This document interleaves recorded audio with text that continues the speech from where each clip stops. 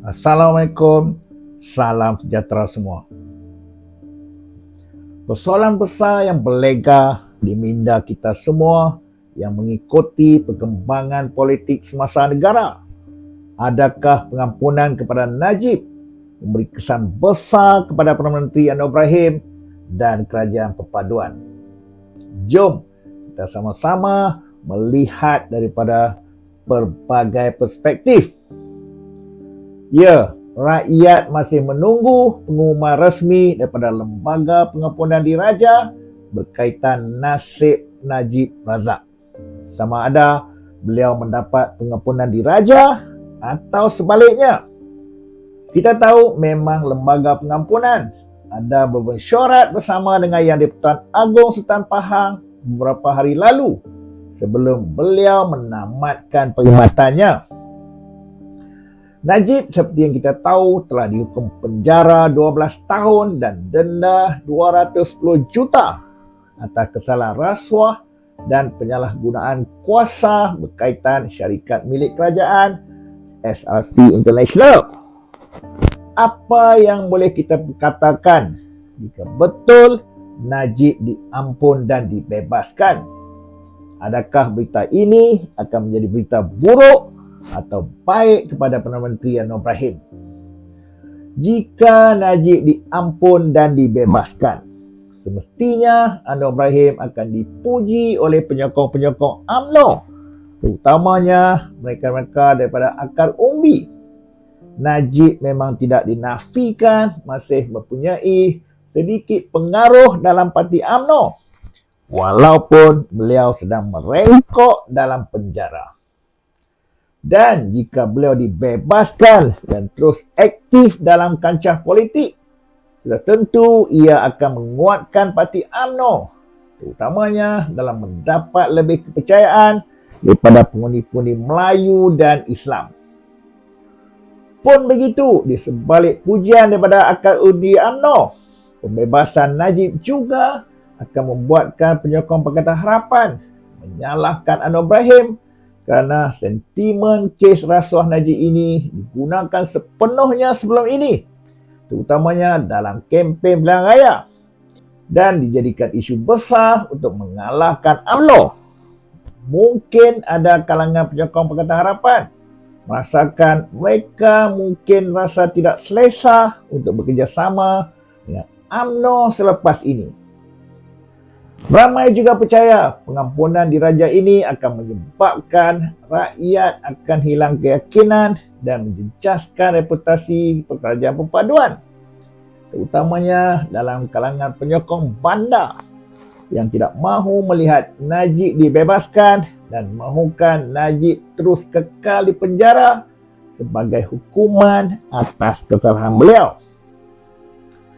Dalam pada ketika imej negara semakin pulih daripada cara kerajaan menerangi isu YNDB, pengampunan Najib juga akan membuatkan orang ramai menganggap kerajaan sebaliknya tidak serius dalam memerangi rasuah dalam negara, seperti mana tekad dan hasrat Anwar Ibrahim sendiri. Perlu diingatkan, walaupun mungkin terdapat bantahan terhadap pengampunan Najib, kesannya akan terhad kerana kuasa pengampunan ini berada di bawah kuasa prerogatif Yang di-Pertuan Agong. Mungkin akan ada setengah kumpulan Melayu akan melakukan bantahan, tapi kita percaya jumlahnya hanya sedikit. Mengenai persoalan sama ada Kerajaan Perpaduan akan kekal utuh atau tidak jika Najib diizin meninggalkan penjara, ramai juga percaya bahawa keadaan akan kekal status quo seperti mana sekarang. Secara realitinya, pimpinan Pakatan Harapan dan UMNO saling memerlukan satu sama lain sebagai rakan politik, terutamanya dalam cabaran menentang kemarahan Perikatan Nasional. Dalam pada itu, jika Lembaga Pengampunan tidak memberikan pengampunan penuh, sebaliknya mengurangkan tempoh pembicaraan Najib, kemungkinan besar kemarahan dalam kalangan penyokong Pakatan Harapan adalah minimum.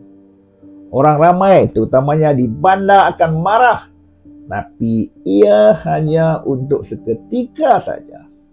Tapi ramai juga percaya keputusan mengurangkan hukuman ke atas Najib akan menyediakan situasi menang-menang untuk semua orang, kepada penyokong UMNO dan juga penyokong Pakatan Harapan.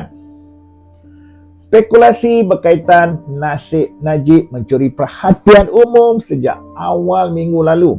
Lebih-lebih lagi apabila Menteri Wilayah Persekutuan Dr. Zaliha Mustafa telah mengesahkan Lembaga Pengampunan telah pun bermesyuarat pada Isnin lalu.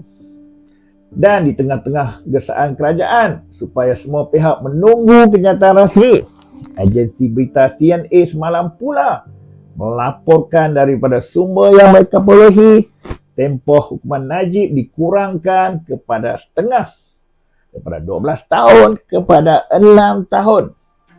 Dan jika ini betul berlaku, yang mana Najib akhirnya kekal di penjara tetapi untuk tempoh yang lebih pendek, kemungkinan besar penyokong-penyokong Pakatan Harapan tidak akan marah.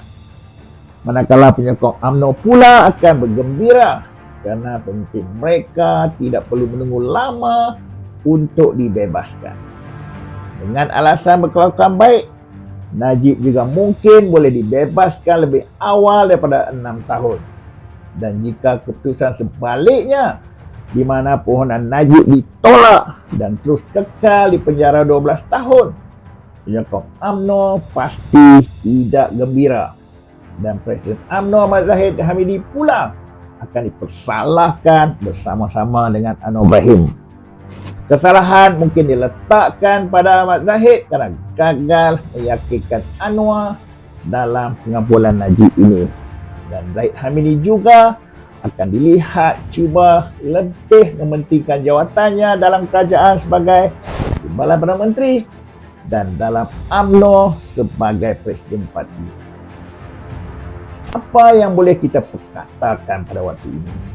Kita tunggu sajalah pengumuman sebenarnya daripada pihak kerajaan dalam waktu terdekat ini.